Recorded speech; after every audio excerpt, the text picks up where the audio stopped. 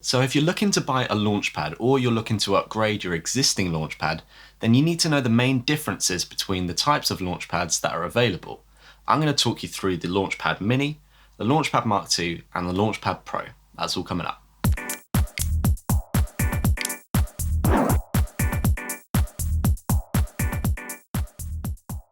Hey, how's it going guys? It's John Holt here with The Audio Journey, helping make music production accessible to all. And here on this channel, what I do is a variety of music production tutorials, mainly focused towards beginners and beyond. So if that's something that you might be interested in, then definitely consider subscribing.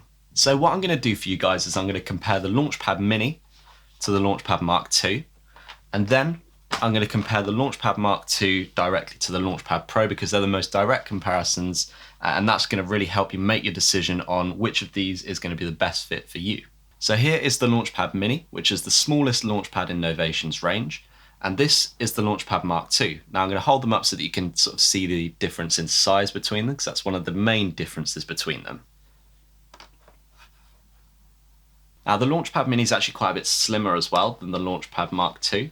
So you can see here that you've got a micro USB port on the Launchpad Mini and a normal sort of printer cable style USB port on the Launchpad Mark II. Now other than that, the functions of the Launchpad Mini and the Launchpad Mark II are almost identical. You've got the same 8x8 grid layout as you do on both, and you've got the same pads, the same buttons, coming up here and then coming back down here. The only difference is that they're labeled on the Launchpad Mark II already, which is printed on the Launchpad, whereas the Launchpad Mini comes with a set of stickers that you stick over the top that will just say Session, User 1, User 2, Mixer, and then say the bits down the side as well. Now one of the other major differences between the Launchpad Mini and the Launchpad Mark II is going to be the fact that the Launchpad Mini doesn't have RGB pads. Now what that means is that the Launchpad Mini has a really restricted color range in terms of what colors the pads can actually light up. So if you're looking to do light shows, then if you download a light show project from YouTube and you load it into your Launchpad Mini, you're not going to get a very good range of colors. You're only going to get sort of blues, you're going to get reds, oranges and yellows and not very many exciting colors. Whereas the Launchpad Mark II has RGB pads, which means that I believe it's 128 different colors that these can light up, which will match any color that Ableton can possibly produce. So the light shows that you download and play with your Launchpad Mark II are going to have the same colors as you see in the videos that you get those Launchpad light show projects from. And breathe. Now both of these Launchpads come with Ableton Live Lite, which is an introductory version to Ableton, and Ableton is the software that runs these Launchpads. So if you're not very aware of what that is, then check out my video on Launchpad for Beginners, which I'll link up on the YouTube card now for you. Now if you're looking to try and make a decision between these two Launchpads, the biggest factor is going to be your budget. Obviously the Launchpad Mark II is more expensive. If you're looking to do light shows, then I would say go for the Launchpad Mark II because it's got a much bigger color range, but apart from that, their functions are almost exactly the same.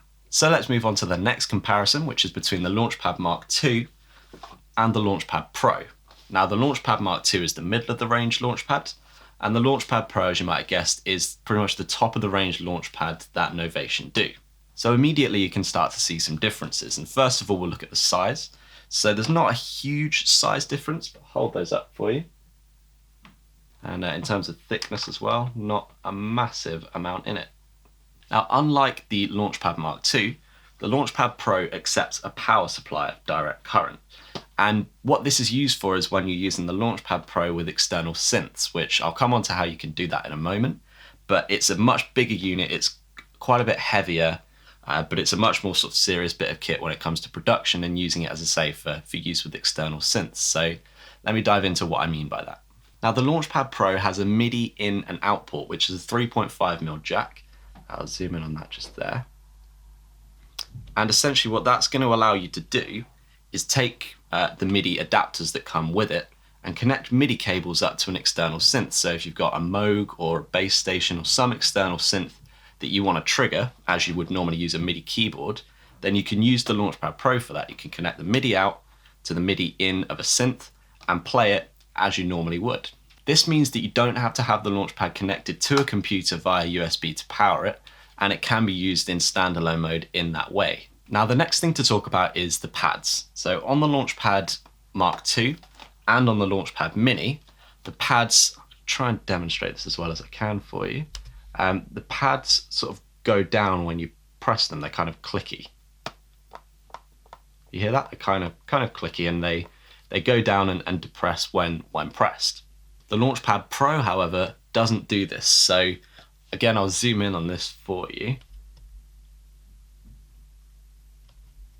When you're pressing the pads on the Launchpad Pro, they're completely firm. They don't depress, they don't go down, and they're velocity sensitive, which means they react to how hard you hit them, and they'll send different messages into Ableton depending on that. These side buttons still click as all of the buttons do on the Launchpad Mark II, but as I say, the 8x8 grid of pads, how hard you press those down, they don't click. They're very firm, and for me personally, I much prefer that. It feels like a much more sort of almost high quality product, like definitely a higher quality set of pads, and it's really nice to play, and once you're used to it, it's a really nice sort of thing to play on, whether you're triggering clips, doing a light show, whatever you're doing, the quality of the pads just feels much nicer on the Launchpad Pro. Now, needless to say, the Launchpad Pro also comes with Ableton Live Lights, the introductory version of Ableton, and that's present all the way from the Mini Mark II up to the Pro. But with the Launchpad Pro, you have much more control over Ableton Live with the production buttons that you have down this side and down the bottom, which you don't have on any of the other Launchpads. So let me talk to you about what those do. So the buttons that you get on the Launchpad Pro are going to include functions like turning the click track or the metronome on and off. You have an undo or redo button if you hold down Shift. You also have deletes, so you can hold down delete and press on a clip that you want to delete to do it nice and quickly, really good for workflow. Then you have some recording options. So you have quantize. So if you've just played in a MIDI pattern, like a drum pattern, you can hit quantize to put it all in time, which is really handy. You can also have duplicate. So if you hold down duplicate and press on a clip, then it's going to duplicate that clip for you, which is really good, again, workflow wise.